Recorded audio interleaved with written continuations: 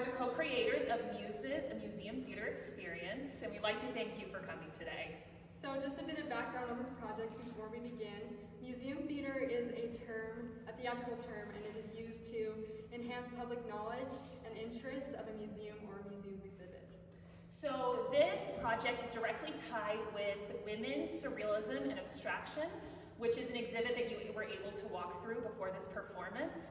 One of the goals of this exhibit is to showcase and celebrate women in art forms and art movements that unfortunately they were not given their due process in. Our goal and our inspiration after viewing that exhibit was to find a way that we could personally showcase these voices in our own way. And that is how it accumulated into inviting one artist and one actor to come and share about these stories of these women, as well as sharing their own stories in their own art forms. After the performance, we'll have a brief Q&A between us and the audience and the artists. And lastly, we just want to thank you once again for coming, not only coming, but also actively listening and participating in these women's stories. Thank you. Thank you.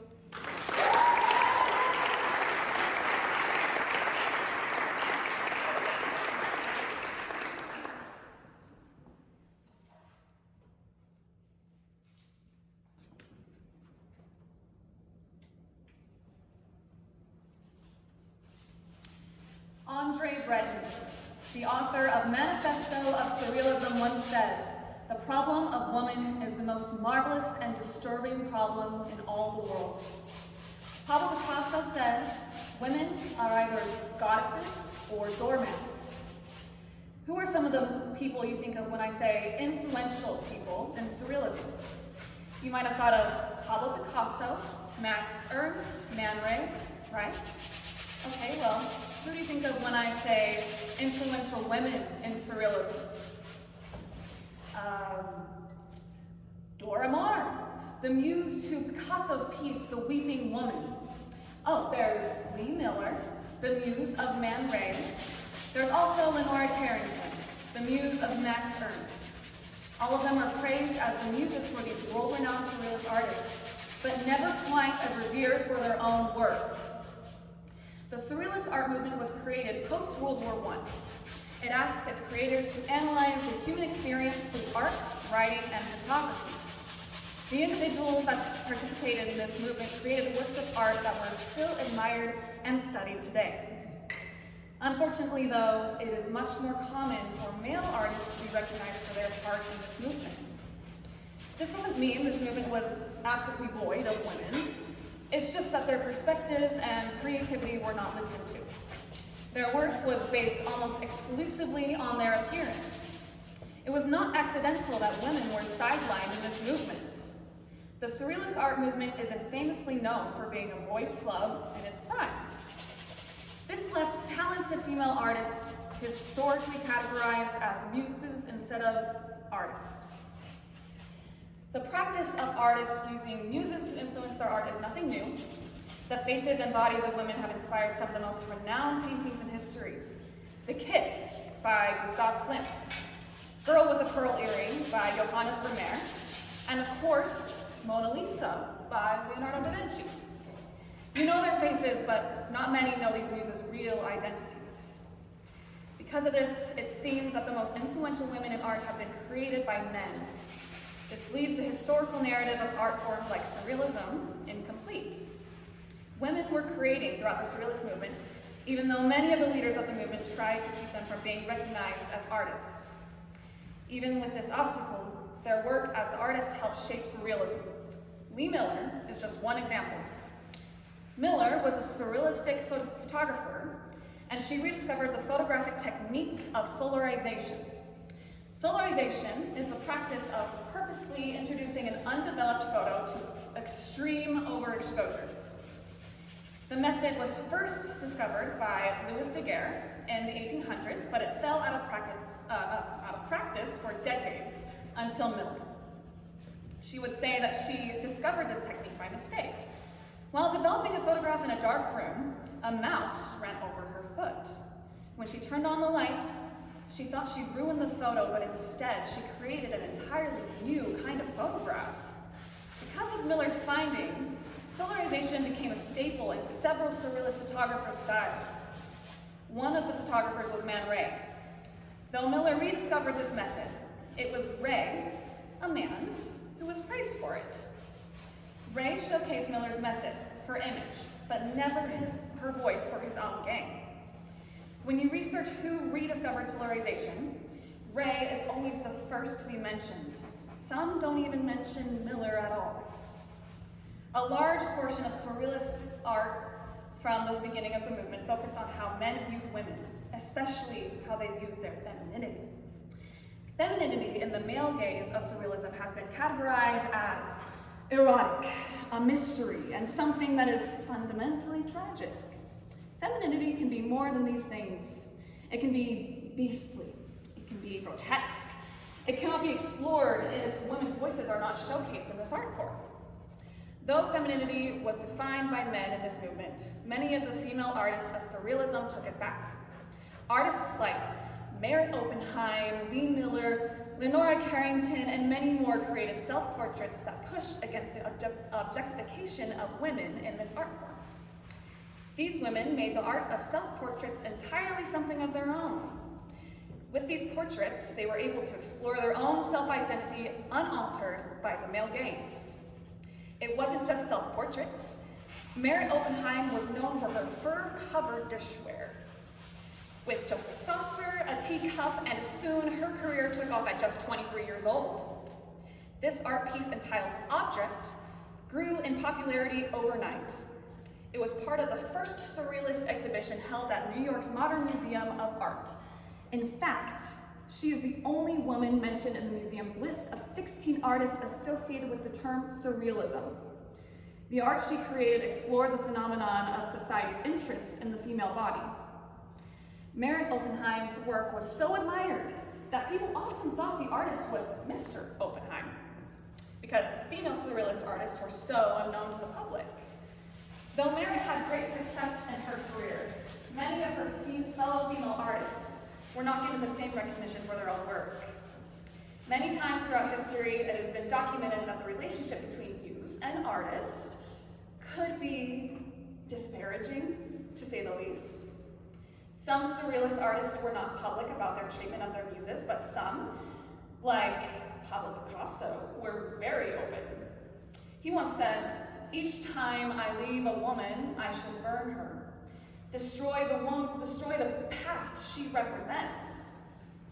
Picasso was well known for his relationships with women who became his muses. Many of these women were surrealist artists and photographers themselves.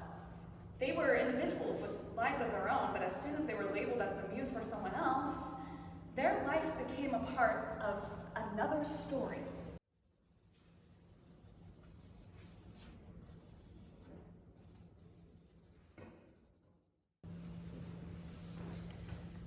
Throughout our study of surrealism and the surrealist artists, there were several articles that examined women as the muse instead of the artist. Instead of focusing on these female artists' innovative work, the articles usually focused on how they inspired their male counterpoints. One article, written by Mark Hudson, explained how the erasure of these women's careers was something that needed to take place. He said, there were seven women that were the most important women in Picasso's life. 2 killed themselves and 2 went mad. Another died of natural causes only 4 years into their relationship. Yet while Picasso had affairs with dozens, perhaps hundreds of women, and was true to none of them except possibly the last, each of these 7 women shines out as a crucial catalyst in his development as an artist. Each stands for a different period in his career. Catalyst in his development. Some of Picasso's muses were artists themselves, but it seems that their legacy to the general public begins and dies with Picasso. Why is that? Why is it that women can have a mastery of creating work within an art form that asks its creators to revolutionize the human experience, but the only time they are celebrated with their peers is when they are the figure in the painting? The only times they are mentioned in articles like 10 famous surrealist artists you must know is when they are a footnote on how they were the lover or muse of the men they worked with. The women of Surrealism created works of deep thought and meaning, but so often they are only seen as a stepping stone for a man's journey to infamy. The women of Surrealism, the women within any art form, have a voice that has not been thoroughly explored by the public, which leaves the book of artistic innovation incomplete. Throughout the height of the Surrealism movement, there were many female artists that were not only appreciated in the movement, but also helped shape it. Nora, a painter, poet, and photographer. Her Surrealist photographs brought her great attention. She photographed Surrealist artists and their work, which was invaluable to the movement. Her photographs were unique because she used harsh lighting, shadows, dramatic angles, and close-ups. Techniques like these were used to blend fantasy and fiction. Mar also lived during the Great Depression and used her photography as a way to bring attention to the issues people were facing during this time. While some say she became an absolute recluse after her separation from Picasso, she still created. After their separation, she painted works of art that were not put on display until her death. She made it known that her legacy should not be defined by someone else's image of her. She said, "All Picasso's portraits of me are lies. Not one is Dora Maar." Lee Miller. God, Lee Miller. Not only did she rediscover solarization and was a Surrealist photographer, but she was also a photojournalist during World War II.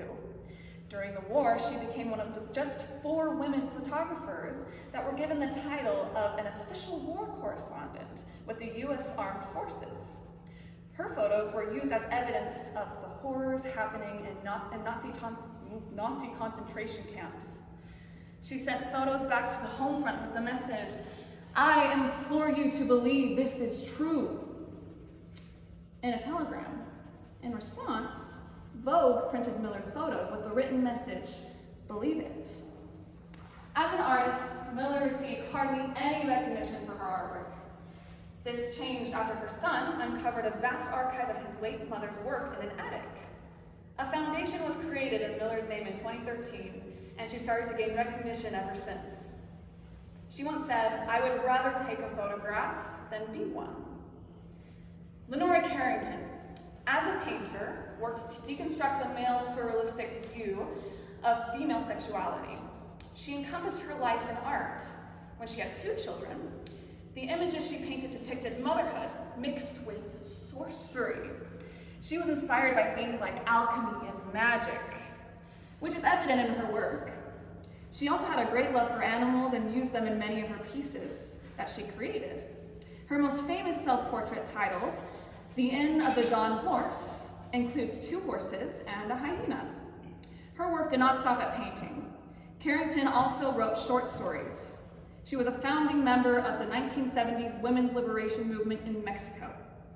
Carrington holds the record for selling the most expensive piece ever sold by a Surrealist painter. These women lived extraordinary lives, and in their time they created extraordinary pieces of work. Though the Surrealist art movement slowed decades ago, amazing work is still being created. There are works of art in this exhibit that explore a plethora of different pieces of the human experience. Suzanne Klotz, who created the piece Dressing Table, the purple and black vanity, which is located in this exhibit, has had art installations set up all over the US as well as internationally. She prides herself in using all media to create her art: painting, ceramic, wood, drawing, sculpture, and even furniture. It has been noted that her works prompt us to re-examine our values, social behaviors, and morals. They reflect, in an ironic way, the misconceptions many Americans have about America's role in the global society.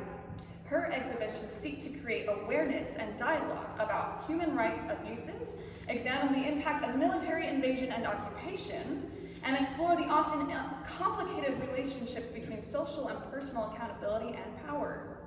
She is committed to being an advocate for human rights through her art. Her works allow viewers to question the society they believe in. Another artist featured in this exhibit is Pamela Bowden. She started to study art when she was just 17 years old.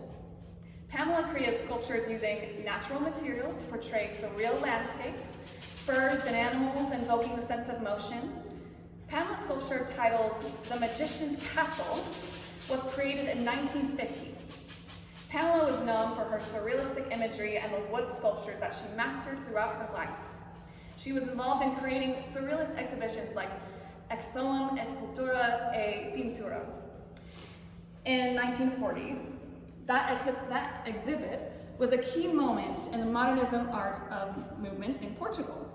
Her pieces of work have inspired composers to create pieces of music based on her sculptures. In 1978, 6 composers created scores for 7 of her sculptures that they were inspired by. The women featured in this exhibit are just a small example of female artists that have brought their own experiences and perspectives to light.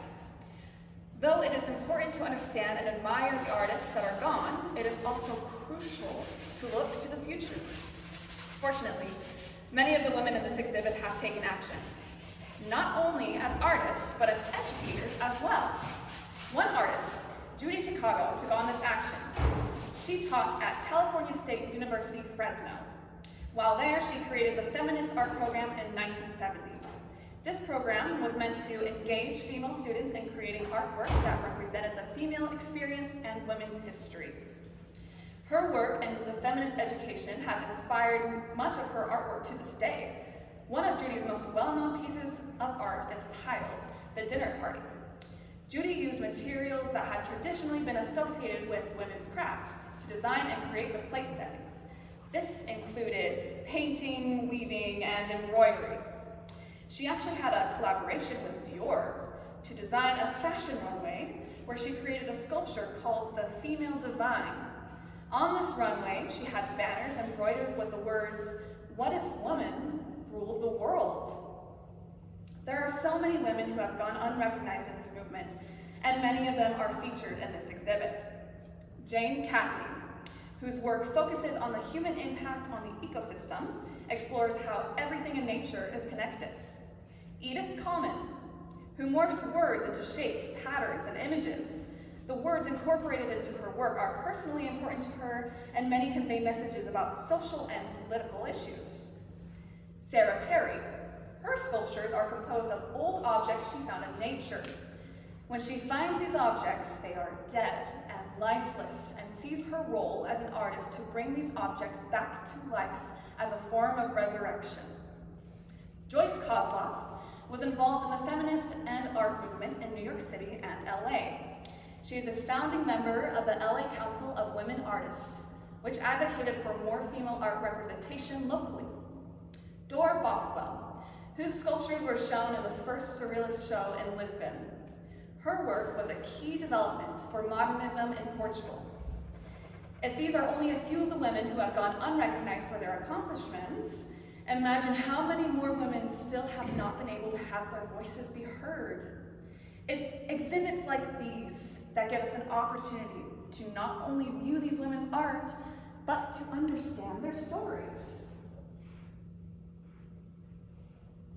The inequality of the Surrealist movement is not an isolated case within art history or any kind of art form, really. Take my own art form, for example, theater. Though theater prides itself on being a diverse community of creators, those that are at the head of the table are far from diverse. While there's been a record amount of stories on stage that have diverse casts and playwrights, the demographics of those in charge have not changed. It is they who still decide the stories and whose stories are worth sharing.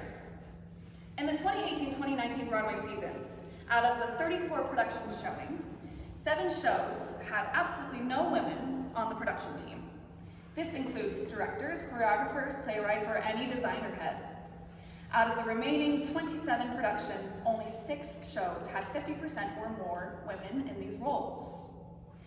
This upcoming Broadway season will have a historic amount of diversity, but there is still a long way to go. The new and upcoming productions still lack women in these roles of leadership. Out of the 32 productions from the 2019-2020 and upcoming season, 11 of them had less than 50% of women as part of their production team. Another 10 of these productions had only one woman on these teams. Without representation in these roles, it leaves countless perspectives off stage and in the dark. It is time to understand and celebrate these women. We cannot go back and change the fate of past artists, but we can look forward to the artists that are creating now. It is time to give women in all art forms their well-deserved moments to show themselves as artists, not just as the muse. It is as simple as witnessing her create a work of art, or listening to her stories, not censored or edited to fit a certain mold, but purely something that is her own. Because as Nora Carrington once said, I didn't have time to be anyone's muse.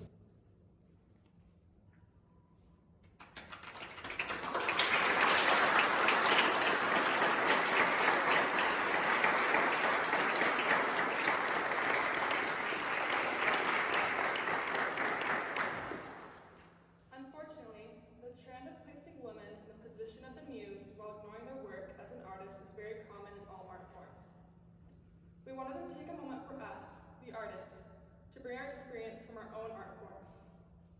I'm Maddy, and I create art through drawing and painting. Art has not just changed my life, it has shaped it. I view the world as if it were a canvas. Everything I see, I start to paint in my mind. I think of the colors I might use, the textures I might create, and the overall feeling of the moment I might capture. Thinking this way turns ordinary things into a grand masterpiece. Suddenly, everything has more significance, and is worth observing. This allows me to see people differently too.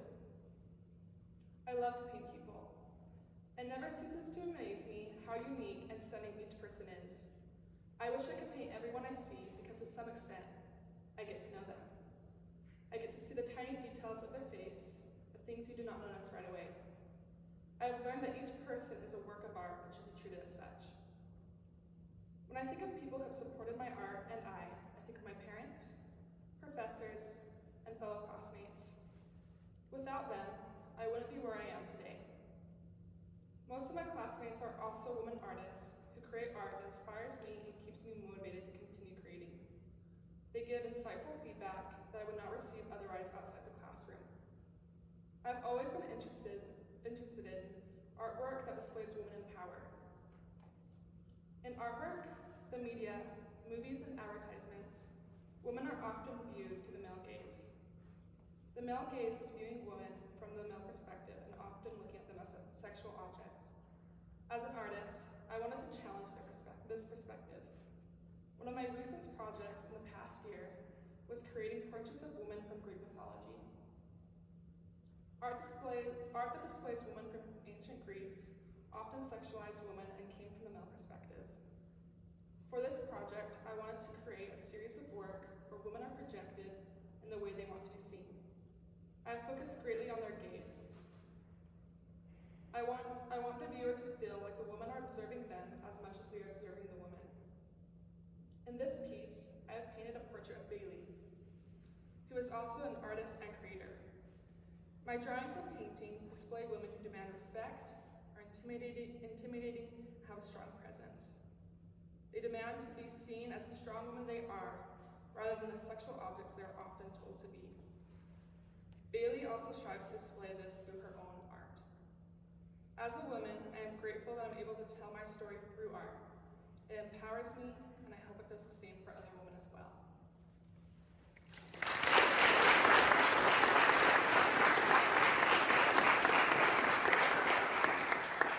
I'm Bailee Minor, an actor, a creator, and an artist of my own kind.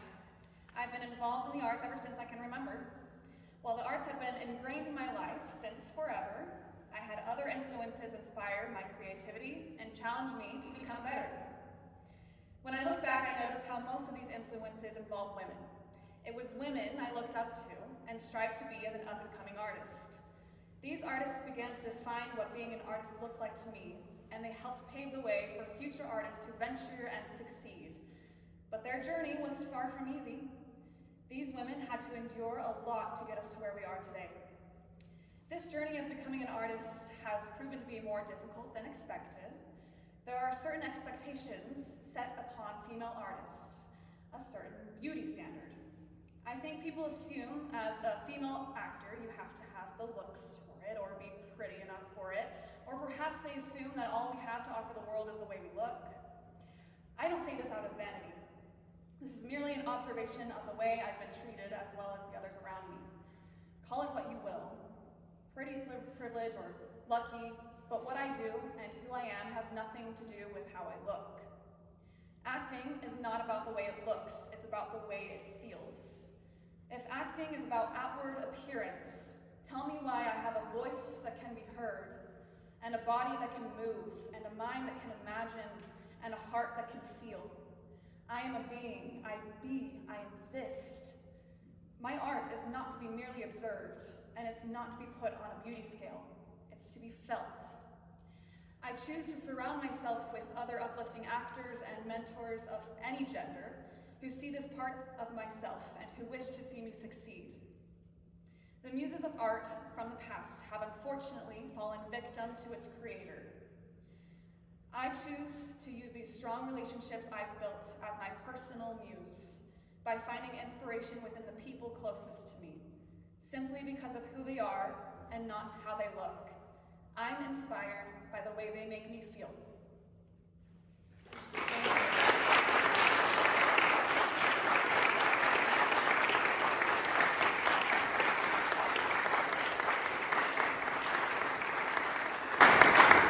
As we set up for the Q&A, just to give you kind of a rundown of what we'll be doing, we'll first be asking you 4 questions just for you guys so we can get how you guys are feeling about it, get some insight on it, and that can kind of open the dialogue for just some basic questions about the process or about the performance you guys might have for anyone that was involved. So the first question, start with an easy one, is what moments in the performance stood out to you specifically? You can just raise your hand.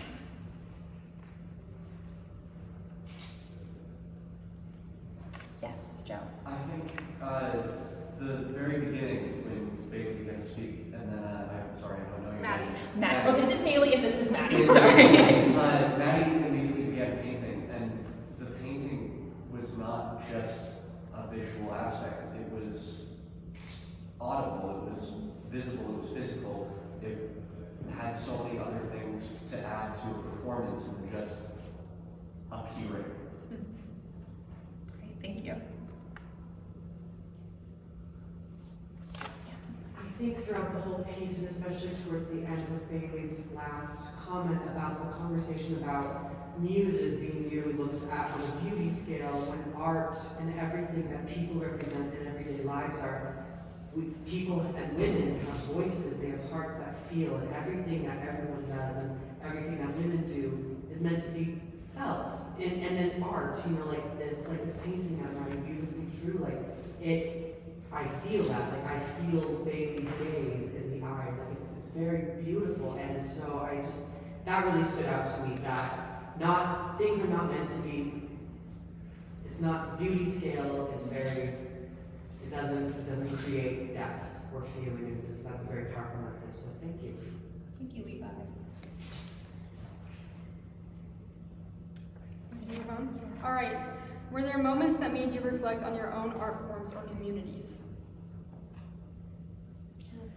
I just like how there was differences in the art. You guys are very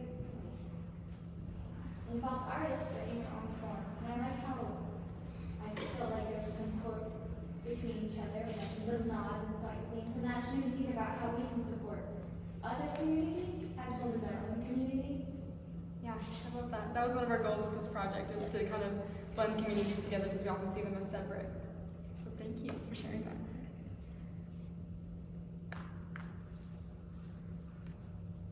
Hi, yeah, Kelly. Thank you so much for bringing up the lack of diversity in theater.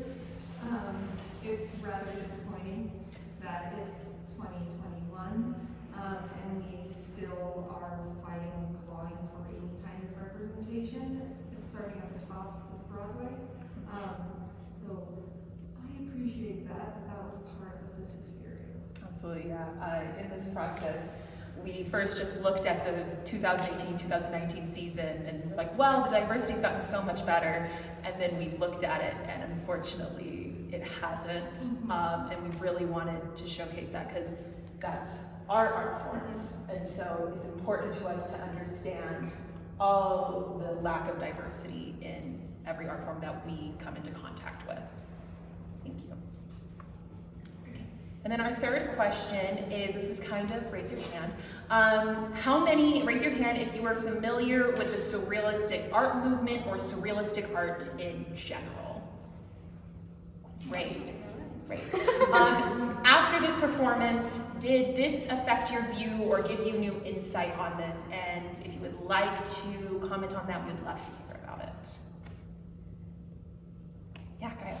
For me, because I do know some surrealist artists, some surrealist art, for me it just made me consider how, when I think of surrealist art, it's men who come to my field of vision, and how the reason that is because, you know, those voices have been erased from cultural consciousness. They don't hold the same weight as artists do, and that was just a little internal observation I had. Yeah, absolutely. Yeah, when we were researching this, even the articles we could find that were about these women and their lives as artists, it was always tied to how they influenced men in that same art form, which is pretty hard to figure out how to write a piece about. But yeah, it's interesting to see that they're always tied to men and their voices aren't showcased for their art only. Right. And then our last question is, did this performance add to your overall experience of the museum? And if so, what did it add?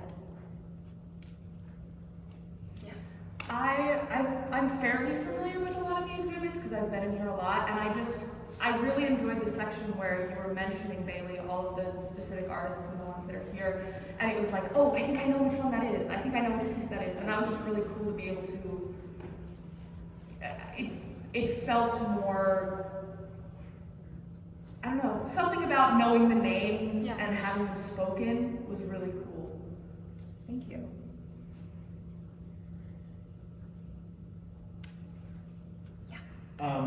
In terms of like seeing art in a museum, it can often be like you go up to it and you go, oh, that's really cool, and then you move on to the next piece.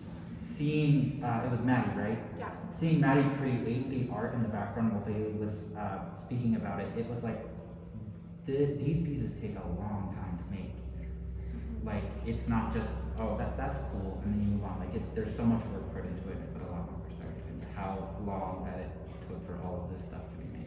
Yeah, Maddy was an absolute trooper when we contacted her. Oh, yes. You want to paint something in 20 minutes? In front of people? I know, Sending that text was a little awkward. I'm like,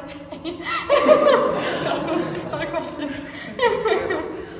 All right, so we are going to move on to more of a question and answer. So if you have any questions about the process or the performance, we would love to hear it. So just raise your hand. And if you have it to a specific person, just let us know. But if it's just a general one, let us know too. Yeah. I'm wondering, Maddy, since I know your art form tends to be more private, how did it feel to have it publicly displayed? So that's a great question. I usually like to I don't like to show my family like my work until it's done because I'm very much a perfectionist. But I'm taking a life drawing class right now, and it really has helped me basically draw in front of people and kind of be comfortable with messing up, because you know there are mistakes that are made as you're working on the art piece. But it's kind of cool to do it in front of the audience too. It's kind of cool to show that part of me. I read a quote one time that said like sharing your art form with people before it's finished is very intimate. It's kind of allowing people to see, basically see your heart before you're finished with the product that you're creating. And I think that's really beautiful. And I mean, in drama, you guys have probably used to that a lot. You have to work through all the bumps and stuff, and so it's really cool to not have it be refined in the moment, but just kind of say accept it for what it is in the time that I had. So.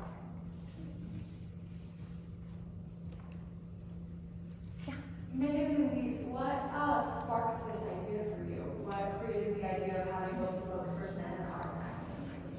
what's funny is 7 months ago, I emailed Katie, who runs the museum, hey, I heard you need voice actors for this thing. I'd love to help. She's like, we already got that person. Do you have any other ideas? And we had just learned about museum theater in our applied theater class.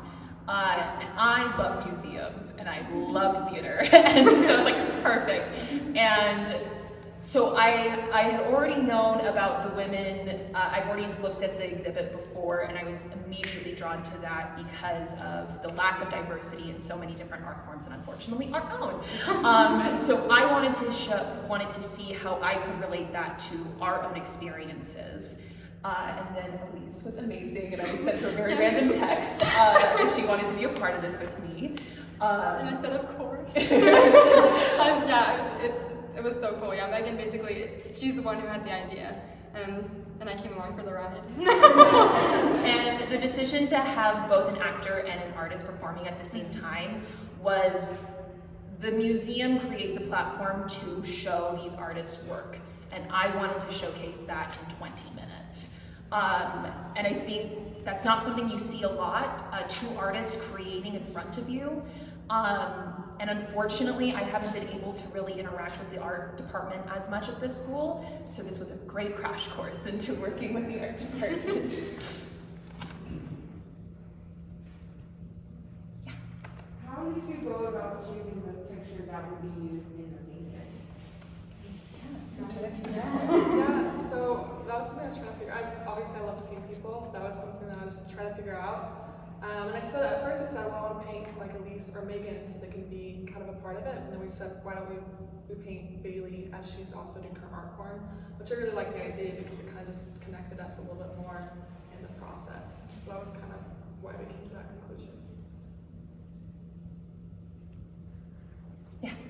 Bailee, was there anything vastly different in a museum theater piece versus what we study on a daily basis and what an actual scene work and stuff like that? What's the biggest difference? Yeah, first thing that pops into my mind, I can see all of you. Usually I have a bright light shining in my eyes and I can't see anything, and it's great. So having that aspect was definitely interesting. But I also really appreciated it because it gave me opportunities to connect with you guys, even though it made me a little nervous to do that.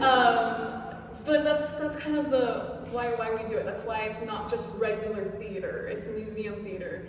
And what's the museum aspect that I can bring into the actual piece, and that's being able to connect with people the way that people connect to art. We'll take 2 more questions. If there are any. If there are any, there's not. Yeah. What were some of the challenges that you guys went through in creating this art piece? Echoing. Personally, this was a pretty smooth sailing process, surprisingly. We had a great team that were really excited to do this. And for me personally, I don't know if it's for everyone else, it's exciting to do theater and to do art on my own terms. That we got to create it, we got to create the themes, and we got to work with other fellow artists on creating a common goal. But I don't know if that's the same story for everyone else with the process. Yeah, I think something that's challenging with creating your own piece is it's like putting a piece of your heart out there. And I think all artists can relate to that, is whenever you do any of your work and show it to people, it's like, please don't hate it.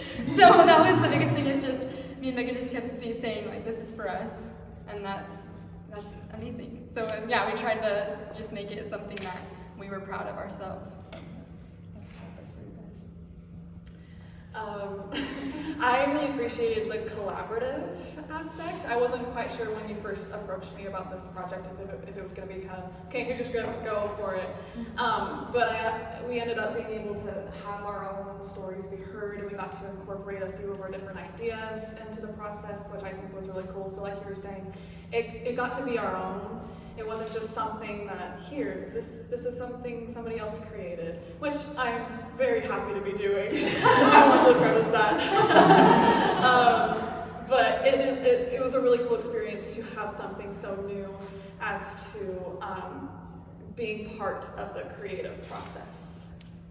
I think for me, I mean, it was really smooth working with you guys, but I also think it was really cool because I usually am very solo in my creative process. I don't usually have anyone else there with me besides, you know, getting advice from professors and classmates. So I think it was really cool to be able to be a part of a big project with other women, and I appreciate that. It was less lonely, so. All right. Any last questions before we end? Great. Well, oh yes, hi. You gave a beautiful selection of female or women artists to us, and we feel like the intensity and the anger that the process is very hard to find all these artists, because when you open an art book, whatever form, you usually find males or men in general. So how long or how hard was to find all these fantastic artists, and did you learn anything from it? Like, how was the process? It was probably very, I don't know, I would feel very angry.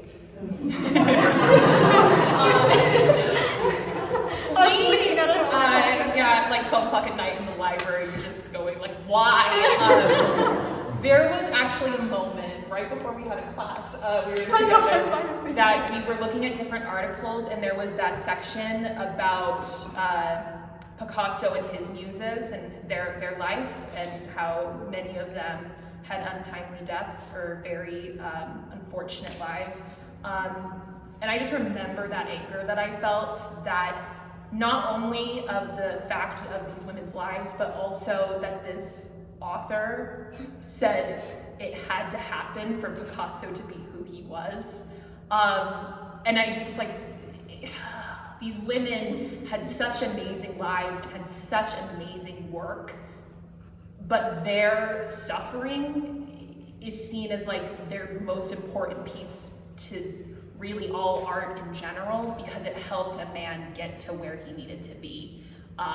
Picasso's not a great person, we figured out, but it was angry, and you can't really do anything by reading an article and being like, that's wrong. And so we actively wanted to put that article in and go, that's wrong.